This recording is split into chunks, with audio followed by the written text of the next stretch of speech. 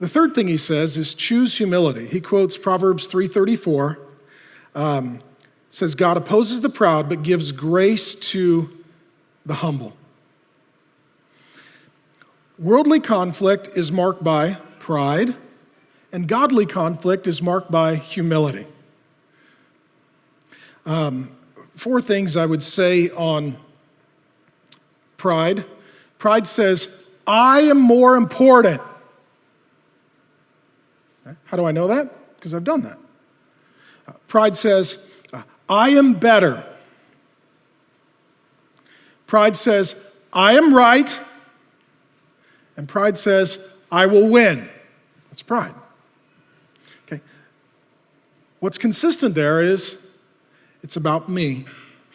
It's not about we. It's about me. It's not about we. It's not we need to win.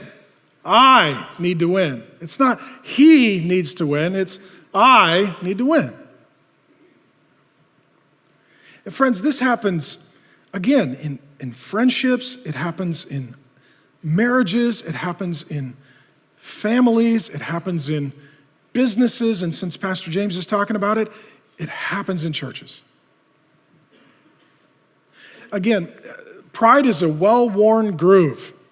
We've even found a way to make it noble. Self-esteem.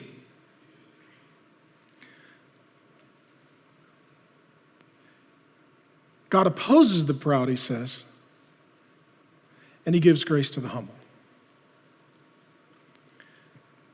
Worldly conflict is all about pride. Godly conflict requires the pursuit of humility. One author says it well, no one can ever say, I'm humble, right? If I came to you today and I started my sermon, hi, my name's Pastor Mark, welcome to Mars Hill Church.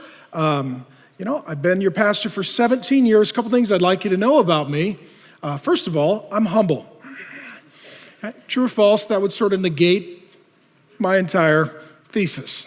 Right? Well, a humble person wouldn't tell us how humble they are. We can never say, I'm humble.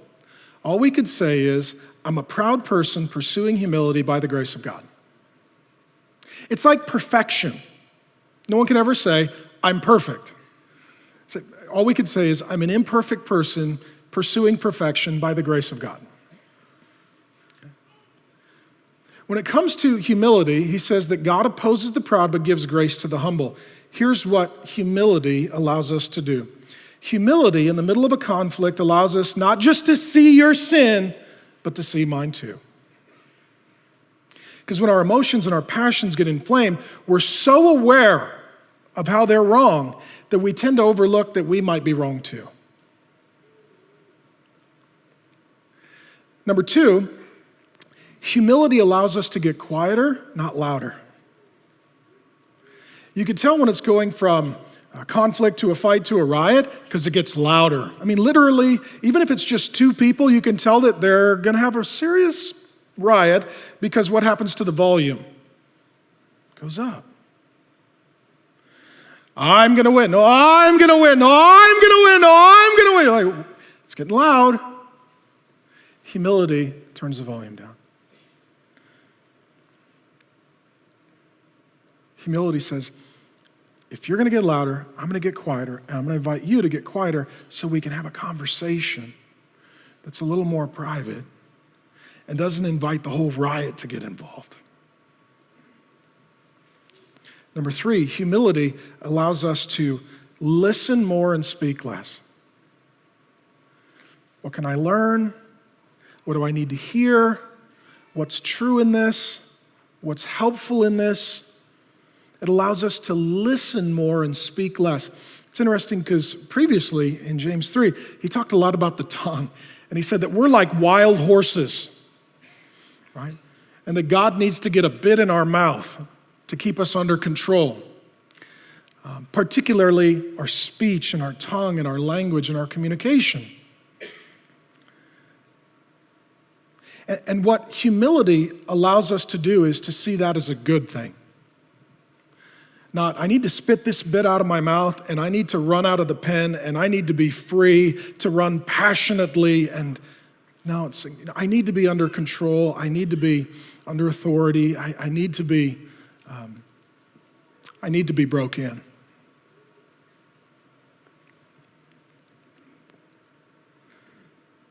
Number 4, humility allows us to submit to godly authority. You shouldn't submit to all authority, but you should submit to godly authority. We all should. Humility allows us to submit to godly authority because in certain moments, we want to be our own authority, or what we want is victory, so we ignore other authority. I mean, the riot at my high school, everybody knew you weren't supposed to have a riot. I mean, you didn't need to read the manual for that. It's like, you don't need to hand a student a manual that says, do not call your relatives, have them drive into the school with baseball bats to club your fellow students. You don't need everybody knows that.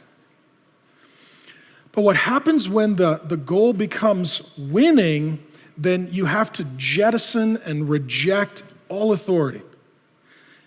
And you may feel, I've felt, in a moment, that's a good thing, but long-term, it's a very bad thing.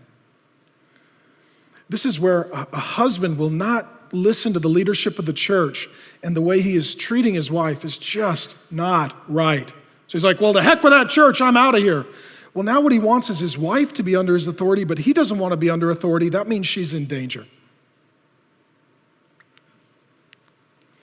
Humility allows us, particularly when our emotions are raging, to be under authority, to be under the authority of godly people.